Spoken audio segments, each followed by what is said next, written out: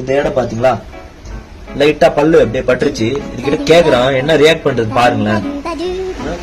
என்னது என்னது என்ன பண்ணி வச்சிருக்க? இன்னும் ஒத்த கால தவ நிக்கலையா?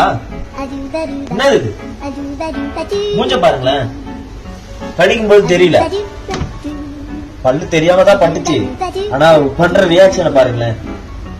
என்னது இது? என்னது பாரு இப்படி. ஓய் இங்க பாரு, எவ்வளவு பயம் பாருங்க. அவ்வளவு பயம் இருக்குது, இவ்வளவு இப்படி செய்யணுமா? ஓய் பாருங்களேன், என்ன பண்ண இங்க பாரு.